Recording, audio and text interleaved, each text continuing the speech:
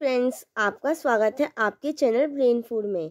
इस वीडियो में हम जो बीए प्रोग्राम के जो स्टूडेंट हैं फर्स्ट सेमेस्टर के, जिनका डिसिप्लिन सब्जेक्ट है हिस्ट्री का, एंशियंट सोसाइटीज़, प्राचीन समाज, इसके exam question and most important question के बारे में डिस्कस करने वाले हैं। इसमें हम देखेंगे कि किस किस एग्ज़ाम्स में आपके कैसे कैसे क्वेश्चंस पूछे गए हैं। इनमें जो आपका ये सब्जेक्ट है एंशियंट सोसाइटीज़, इसके जितने भी यूनिट्स हैं उसमें आपसे किस टाइप से क्वेश्चंस को पूछे जा सकते हैं, आप इसके बारे में देखेंगे। और कैसी जो क्वेश्चन की लैंग्वेज है वो कैसी रही है, हम इसके बारे में भी देखेंगे। ओके, तो आइए हम इस वीडियो को स्टार्ट करते हैं। जैसे कि आपका फर्स्ट क्वेश्चन है कि प्रौद्योगिकी परिवर्तन से आप क्या समझते हैं। दीर्घकालिक सामाजिक और आर्थिक परिवर्तनों के लिए धातु प्रौद्योगिकी की भूमिका पर चर्चा करें। तो जैसा कि आपको पता है कि जो प्रौद्योगिकी परिवर्तन है उसका मतलब क्या होता है, किसी भी टेक्नोलॉजी में, किसी भी तकनीकी में सुधार करना, उसमें उसका प्रसार करना, कि वो क्या करे, मतलब आगे जो हमारी जैसे लाइफस्टाइल होता है उसमें हम हर जगह अगर आप देखेंगे तो हर जगह टेक्नोलॉजी का यूज़ होता है। तो उसी में अगर चेंजेस करना है तो मतलब क्या चेंजेस किसी अच्छी चीज़ को ही लेकर होते हैं।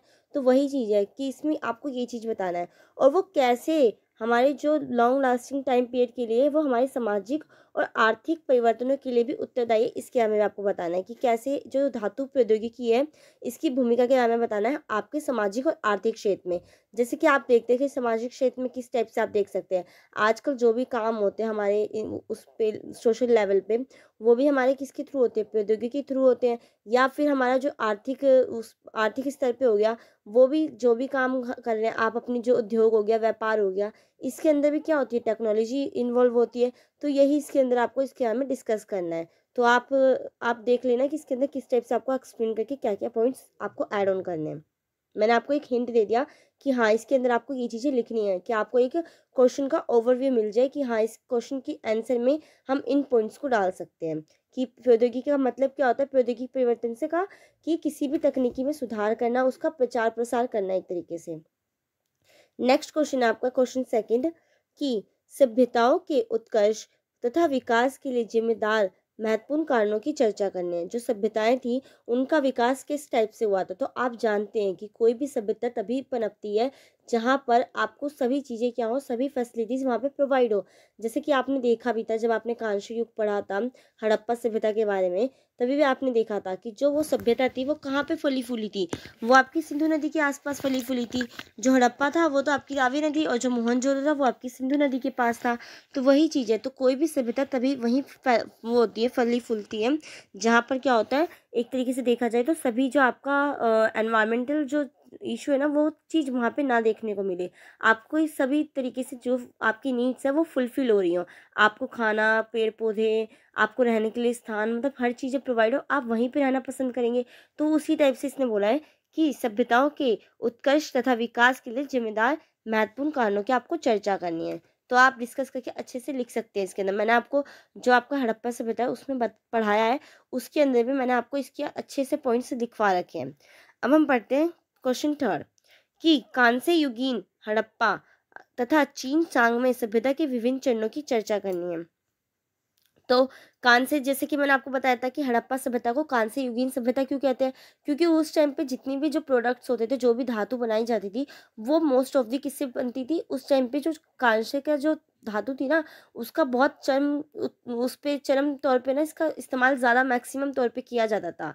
चरमोत्कर्ष पे थी इसका जो यूज़ था, कांस्य था। इसलिए इसका जो सभ्यता थी, हड़प्पा सभ्यता को किस नाम से भी जाना जाने लग गया था, ये क्या कहते हैं, कांस्य युगीन सभ्यता के नाम से भी जानते थे।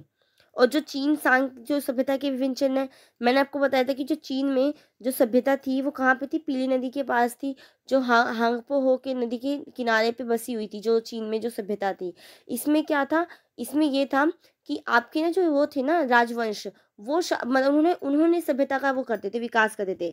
इसमें आपके टोटल 5 राजवंश थे। जो पहला राजवंश था वो आपको कौन सा था, सांग राजवंश था, जो इसके बारे में आपको इसमें क्वेश्चन में पूछा गया है। अगर आपने पढ़ा होगा तो आप इसको अच्छे से डिस्क्राइब करके लिख सकते हैं, एक्सप्लेन करके, सॉरी डिस्क्राइब नहीं, एक्सप्लेन करके। ओके, क्वेश्चन फोर्थ है आपका, हड़प्पा या चीन सांग सभ्यताओं के अर्थव्यवस्था, तथा व्यापार के पैटर्न का मूल्यांकन करना है। मैंने आपको जो आपकी यूनिट सेकंड है, ये यूनिट सेकंड से आपसे क्वेश्चन पूछा गया है, जिसमें कि आपको चीन की सभ्यता के बारे में भी बताना था।